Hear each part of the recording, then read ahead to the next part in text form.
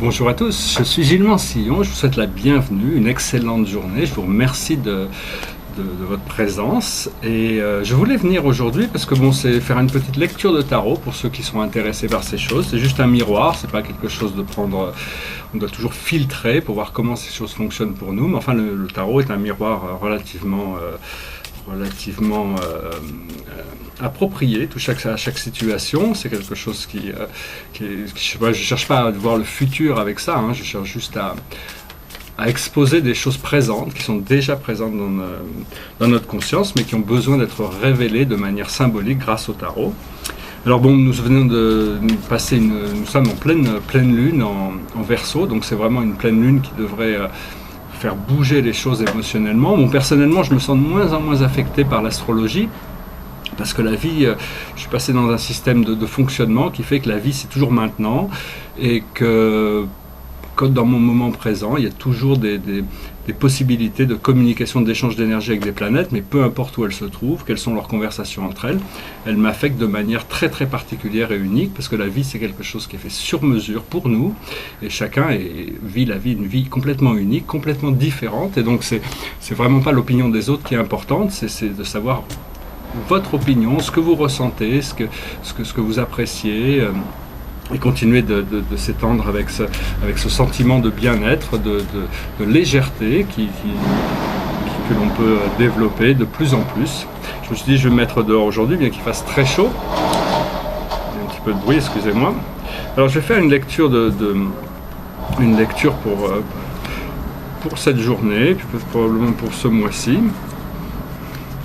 Je vais tirer 10 cartes.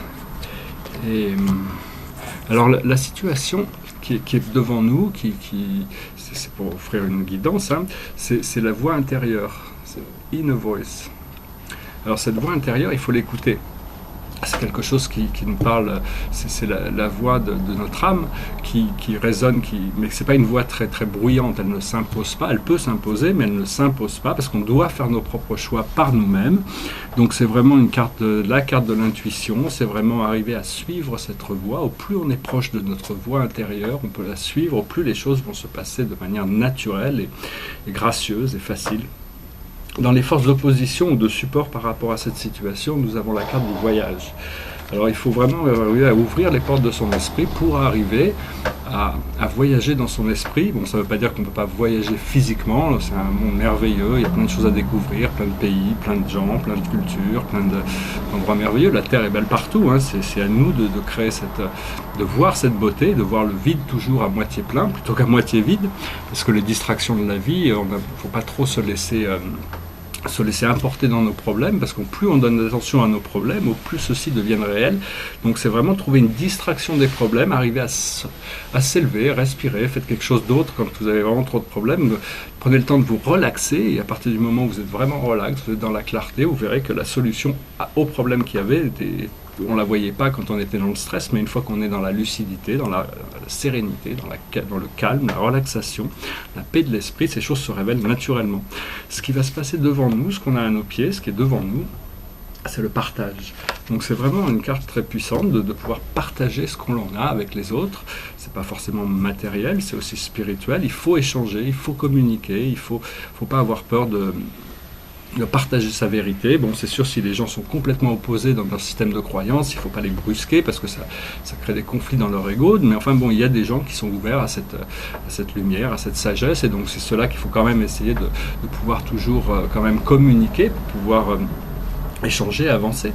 Et une fois qu'on s'aperçoit qu'en réalité on prend cette réalisation qu'en réalité il n'y a que l'amour de Dieu, il n'y a que Dieu, toute la vie commence à nous refléter cette conscience unifiée, cette vision de cet esprit divin qui est en train d'évoluer à travers tous les êtres. Même si au début on a toutes sortes de programmations négatives qui sont encore là, qui nous imposent des restrictions, des limitations, on est là pour s'en débarrasser.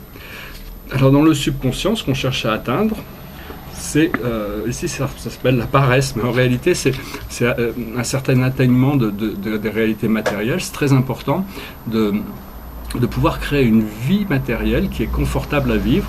Cela dit, le succès spirituel n'a rien à voir avec l'endroit où on vit, notre classe sociale, notre réussite financière, notre réussite. Toutes ces choses sont vraiment purement matérielles, elles sont importantes, mais il y a toujours la vraie évolution, les vrais succès dans le monde spirituel, c'est de se passer dans la conscience. Donc peu importe où on est, peu importe la situation, il y a toujours des ponts, il y a toujours des moyens de transcender notre situation, et c'est justement là qu'on arrive, ça c'est le moment présent, c'est la source, et donc cette source c'est quelque chose d'indescriptible, mais qui malgré tout se met à notre niveau, elle est en dessous de nous, elle est à notre niveau, et elle est au-dessus de nous aussi, et elle a toujours la perspective universelle de toutes les choses, donc on peut avoir confiance que cette source est toujours présente en nous, et au plus on le comprend, qu'on accepte le fait qu'elle est présente en nous, au plus on peut la voir dans les autres personnes qui sont aussi des êtres divins comme nous.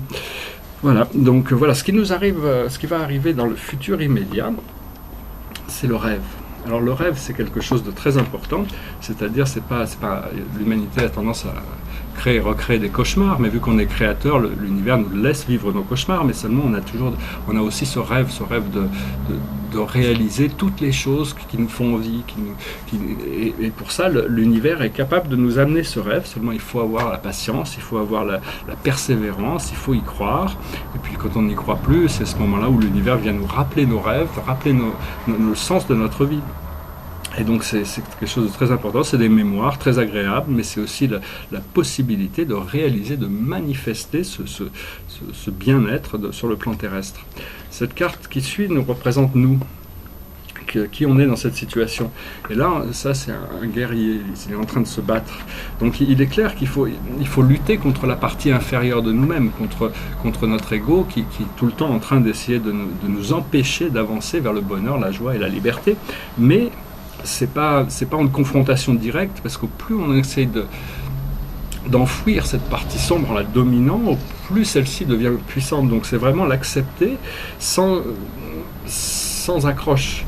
Donc c'est vraiment arrêter de se battre dans la vie. On nous a fait croire qu'il fallait se battre pour toutes les réussites qu'on avait. En réalité, vous pouvez juste respirer et puis arriver à trouver cette sérénité, cette paix d'esprit. Le problème, c'est qu'il faut quand même arriver à accepter le fait que dans notre esprit, nous avons créé des isolations, c'est-à-dire qu'on n'est pas complètement unifié, connecté, et donc il peut y avoir de réémergence de vieilles mémoires. Ça va au fur et à mesure que la lecture se développe, on va développer ça, mais disons qu'il faut arriver à faire fondre cette glace qui nous sépare de notre bien-être, de notre joie, et à ce moment-là, une fois que cette glace a fondu, qu'on arrive à laisser partir notre amertume, nos regrets, toutes ces choses du passé qui nous inspirent à recréer les mêmes choses dans le présent. Il faut les laisser derrière et pas s'accrocher à ces choses qui n'ont vraiment aucune raison d'être, si ce n'est de nous apprendre de ne pas y participer. Dans toutes ces choses qui pourraient nous rendre tristes. Et donc il faut avoir confiance. La confiance est très importante pour la suite. Alors une fois qu'on a découvert ça, on trouve la créativité, on est beaucoup plus libre, on est beaucoup plus à même à créer une vie qui est agréable à vivre pour nous, et puis pouvoir la partager avec tous ceux que l'on rencontre. Le monde extérieur, l'environnement, c'est représenté par cette carte qui s'appelle Friendliness. C'est vraiment de l'énergie c'est-à-dire que l'environnement n'est plus hostile mais amical. C'est-à-dire arriver à créer, on nous a fait croire que la vie c'était quelque chose de très hostile, très, très violent, alors qu'en réalité c'est nous qui l'avons créé comme ça. C'est à nous de recréer une situation où on a suffisamment d'amour et de sagesse pour arriver à s'attendre, parce que l'univers nous reflète cette lumière, cet amour, cette bénédiction, ces opportunités, et donc il y a tout un monde d'amicabilité qui est là autour de nous. Dans nos émotions internes, il y a la carte de aloneness. C'est-à-dire on peut être seul, mais pas besoin de ressentir la solitude. Parce que quand on est seul, c'est là où on est le plus entouré, on est le plus réceptif de toutes ces présences invisibles qui sont toujours là autour de nous. Et là, dans sa situation, il est peut-être seul, mais il brille, sa lumière brille devant lui, et donc il arrive à éclairer son chemin. C'est une situation temporaire, c'est la carte de l'ermite. Enfin, c'est quelque chose qui doit être accepté. On doit être apprendre à être bonne compagnie pour soi-même et pas toujours essayer d'échapper à notre propre condition interne quand on est seul, d'essayer de tout le temps aller avoir toujours besoin de quelqu'un ou quelque chose, de télévision, de machin, d'internet.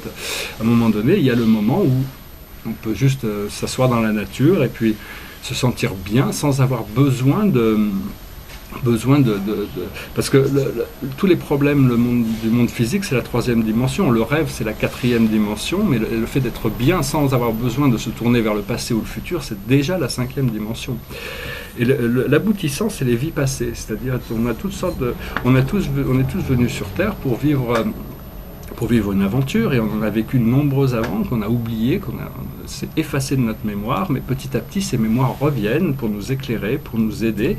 Mais il y a aussi le karma, c'est-à-dire que ce qu'on appelle le karma, c'est les leçons qu'on a besoin d'apprendre. Il n'y a pas besoin de s'y accrocher encore une fois. Le karma, il est juste... il peut se dissoudre à tout moment. Une fois qu'on a compris, ces choses ne sont plus vraiment restrictives, disons. Donc ces vies passées doivent être intégrées, on doit essayer de comprendre qui nous sommes, parce que nous sommes la somme de toutes nos vies passées, même si on les a oubliées. Dans notre ADN, il y a toutes ces informations qui pourraient réémerger à tout moment, et donc des fois ça réémerge au moment où on l'attend le moins, et donc c'est là où on est déstabilisé. Mais enfin, il faut essayer de naviguer, de nager dans toutes ces énergies, parce que ce sont nos énergies, et donc c'est une fois qu'on a transmuté tous les plans astraux inférieurs, on arrive dans une réalité astrale beaucoup plus plaisante au-dessus, qui est un rêve beaucoup plus attractif, beaucoup plus agréable à vivre. Et une fois qu'on a compris ça, on arrive dans l'état de réceptivité, c'est-à-dire pouvoir vivre chaque moment, prendre la vie comme elle vient, et dans chaque moment, il y a l'information, il y a des choses à vivre, des choses à découvrir, c'est-à-dire l'état de pure réceptivité, c'est vraiment un état de joie, et il faut l'harmoniser avec le côté créatif, parce qu'on a des désirs, on a des nécessités créatives, mais c'est dans la réceptivité, dans le silence, dans le vide qu'on arrive à trouver, reconnecter à notre âme éternelle, parce que c'est le but de toute existence dans les plans linéaires terrestres ou mortels, ou les plans de toutes les planètes du temps, c'est de reconnecter avec son âme éternelle pour s'échapper du cycle des renaissances et ne plus avoir à se réincarner. Tout le monde n'est pas prêt pour ça, mais donc les opportunités sont là, et ce serait dommage de rater ces opportunités. La seule chose que vous avez à faire pour vous connecter avec votre âme, c'est vraiment écouter votre cœur, parce que c'est là où ça se passe, et l'âme a vraiment des trésors, des cadeaux, l'âme, c'est extrêmement, c'est un être extrêmement puissant, éternel. Seulement, il y a un paradoxe, c'est que nous ne sommes pas notre âme, nous sommes notre âme. Nous sommes une projection de notre âme, mais nous n'avons pas intégré toute notre nature éternelle à l'intérieur de notre conscience mortelle, et donc c'est le procédé qui arrive, et au plus on peut partager, au plus on peut donner, au plus on peut recevoir aussi. Voilà, j'espère que cette lecture aura été intéressante pour vous.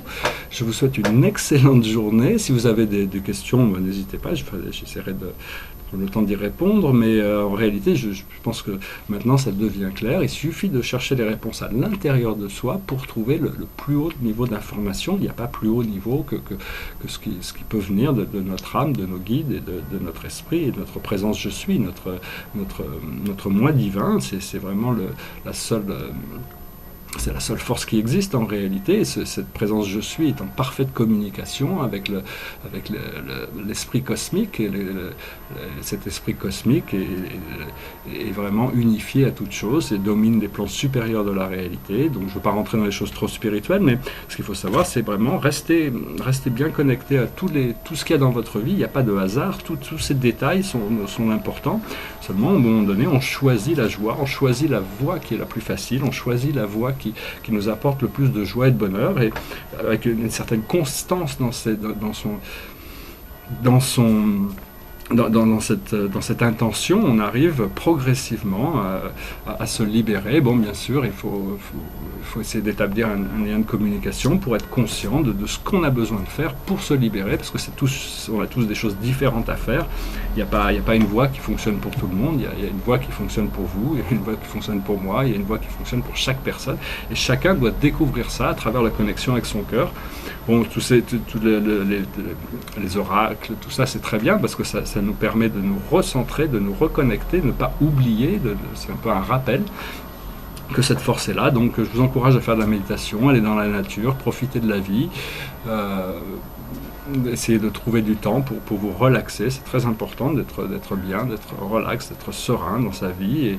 Et puis quand les moments difficiles arrivent, parce qu'il y a toujours des jours faciles, des jours difficiles, au plus on a accumulé de force positive pendant les moments faciles, au plus les moments difficiles sont faciles à gérer. On passe à travers facilement et petit à petit, la vie devient une expérience de joie permanente et on est heureux tous les matins de se lever le plus tôt possible et de se coucher le plus tard possible pour en profiter au maximum. Voilà, écoutez, j'espère que vous passez une excellente journée, je vous dis à très bientôt et puis